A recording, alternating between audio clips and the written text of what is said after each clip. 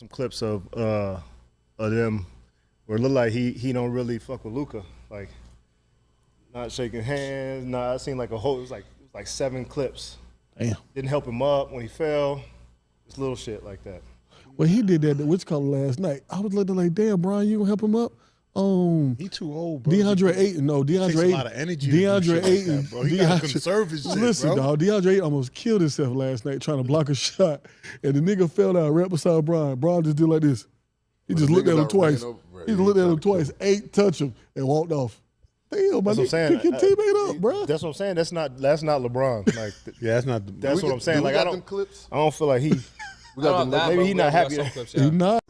Little patty. I gotta be honest. I didn't like it, and this was the first time in my life I saw an older LeBron James who played and looked like his age. And after sitting out the night before against New Orleans, I thought this was a perfect night for him just to go crazy and kind of carry this team to a victory. And Luka went nuts early on. Austin Reeves was struggling, and LeBron James he did not look like himself, which for me is the first time I've ever seen him like that. So it was a nice gesture for JJ to continue to keep him in there, and he definitely was hunting for it, and he was not coming out till he got it.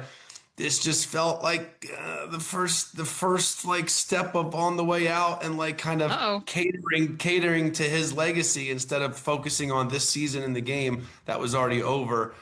Congrats, I guess, but like I honestly I didn't love it, and it was just obvious. With the Suns last night here in Los Angeles, and Luka came out hot here, Shanae. He really was cranking it up in the first quarter. I love how he controls the tempo. He also controls his speed with the breaks. This is the area that he loves. He can really, as a big guard, post people up. He had 20 points in the first quarter, the 15th time he's done it in his career, but then here comes Dillon Brooks, Dillon the villain. When Devin Booker went out with that groin injury, he really stepped up in more ways than one. Oh, he definitely did. Twin was in his bag. He's my evil twin, if y'all didn't know that. He was in the post, mid-range. Got the braids? MJ shake. I had braids at one point. That's why he's the evil twin. But yeah, he was in his bag last night. He certainly was. And then right here, the Suns going the other way in transition. Dillon, the villain, throwing it down. Momentum shifting. Here's what Brooks had to say after the game, because this rivalry with LeBron, it goes back a little bit, right? He likes people that know to bow down. I don't bow down, so that either entices him or it aggravates him, either or.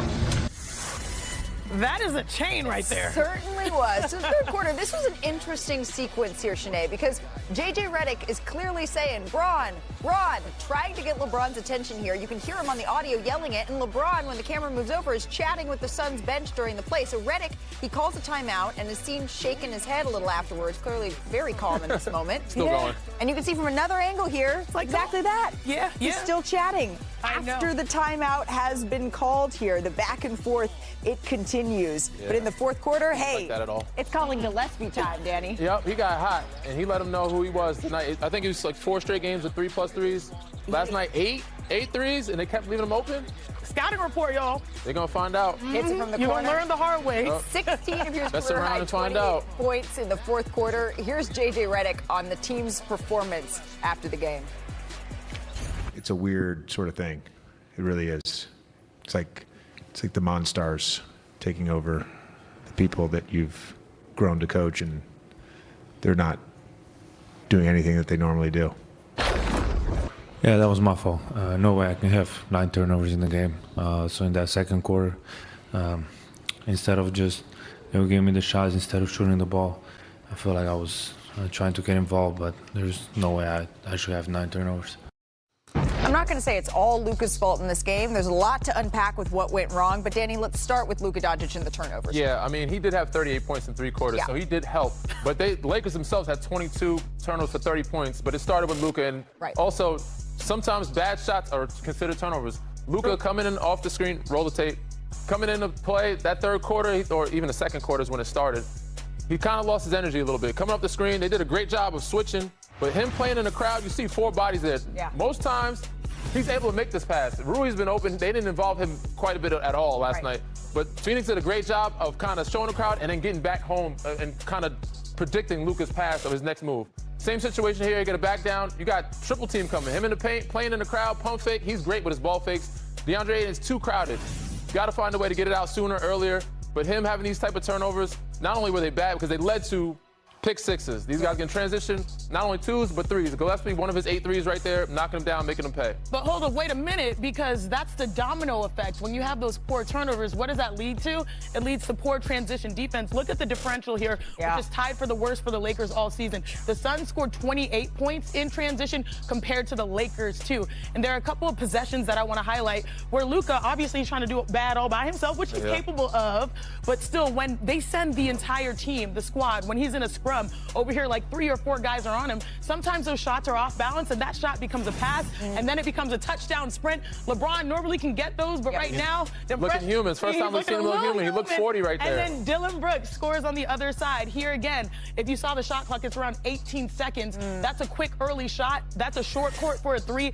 Then there's a little bit of confusion. I think it's Mark Williams that's like, hey guys, we've got someone on the backside. 2 people running to him instead of the 3-point line. Jordan Goodwin. Goodwin knocking down the 3. So those turnovers, those bad shots lead to something worse for the Lakers. Yeah, and that leads to, again, when you're looking at the losses, they're coming off a 7-game winning streak, the Los Angeles Lakers are. So I don't want to say the sky is completely falling, but they have not looked good in the losses that they've had this season, and you can see how that stacks up here. But you mentioned LeBron James looking human, maybe even using the O word, looking old. That's another storyline. It was a back-to-back. Because he only played in one half of it, though, Danny. He barely reached 10 points in this one. He hit a 3 with just under 7 minutes remaining to extend his double-digit scoring streak to 1,297 games. Here's LeBron afterward.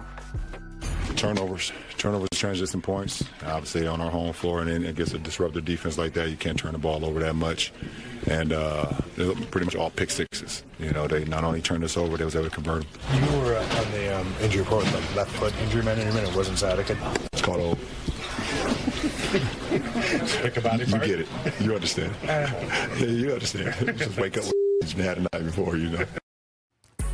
So he's calling himself old there because he extended that double-digit point streak, but it was really a rough night for him. 3 for 10 shooting and as many assists as he had turnovers. This was also the first time in his career that he finished a game with 0 rebounds, 0 blocks, and 0 steals. So let's bring in Brian Windhorst because there's not many people in the industry who have followed LeBron more closely as you have over what is quickly approaching the last 25 years. What was going through your mind? Was it old as you were watching LeBron James chase that double-digit mark in the fourth quarter when it was already a blowout game? Yeah, he didn't have any lift. He didn't have any burst, and he didn't have any lift. We haven't really seen this from LeBron. I know that he's shown his age at times over the last couple seasons. This is the first time this year I felt he's looked this way. Watch this play here. He goes baseline, and he's just got no lift on that shot. This is easy pickings for Mark Williams here. This is just not a typical LeBron James play. So, you know, it was the second game in 3 nights for him. And so he was a scratch on Sunday. The whole Lakers team, frankly, looked slow. It was their 3rd game in 4 nights. And so I feel like that played into it. The Suns are a team that play deep. They play with a lot of pace. It's their game play, and it worked in this game.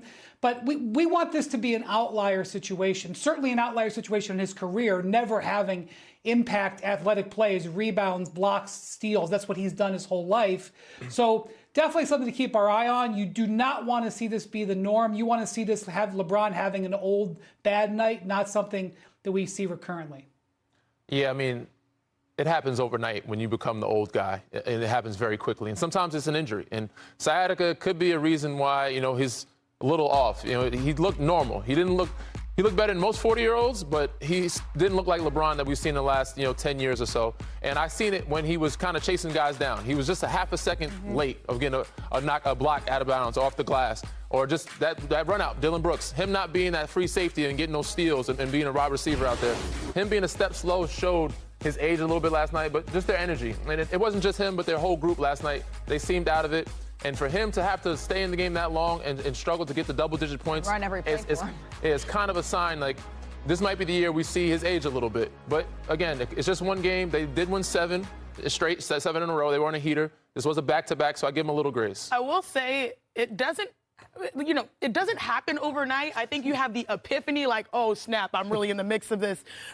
It's something that is a slow progression. But what I will say is as players age, their game also evolves. Yeah. And I do think we've seen the full evolution of LeBron James, knowing that when he started, it wasn't necessarily, you know, knocking down threes or backing guys down. Like, he was naturally that athletic guy that could hit the mid-range, that could get downhill. And then eventually we started realizing, oh, his three-point shot is there. And I think we've seen, like, the full circle nature where he just has to, maybe it's not those touchdown plays. Right. Maybe it's just playing within the confines of an offense with two amazing playmakers, Austin Reeves and Luka. And the Lakers were incredibly off last night, but give the Phoenix Suns credit, particularly when Devin Booker went down. Colin Gillespie and your twin, Dylan Brooks, really took over. We didn't realize that you two were twins until we went back. They found one. They found a picture. Wow. And never again, Danny, never again. The reason why we're able to, because he has the braids, I usually more clean cut. That's why we're opposites. And this is why. All right. Well, hey, what's up, guys? This is Jag from Jaggy Sports. All right, man, we got to talk about this LeBron situation because the NBA world is buzzing. After that rough game against the Suns, people started asking a real question. Is LeBron kind of over the Lakers right now? On NBA Today, they were breaking it down. Bron looked tired, slow, not his usual self. No lift, no burst, no energy. Even his stat line was wild. First game in his entire career with 0 rebounds, 0 blocks, 0 steals. They were saying it straight up. This is the first time he's looked old out there. Video playback, 92. Then the NBA cinema crew doubled down. They were like, yo, LeBron might be checked out. They pointed to him talking to the Suns bench mid-play, not helping teammates off the floor, and hunting for points to keep that scoring streak alive. They even said the Lakers didn't offer him an extension, and that maybe Bron wants a different situation with a real contender. And then Darren Williams jumps in with that take, saying Bron might not even really like Luka like that. They got lots of that whole not helping him up, not shaking hands, weird energy on the court thing. A lot of people noticed it, not just him. So now the storyline's getting spicy. Is LeBron unhappy in LA? Is he playing for legacy instead of wins? And does he actually rock with Luka? Or is there low-key friction there? I'm going to throw it to you guys. Do you agree with Darren Williams about LeBron not liking Luka? Leave a comment in the comment section. As always, this is Jag from Jaggy Sports.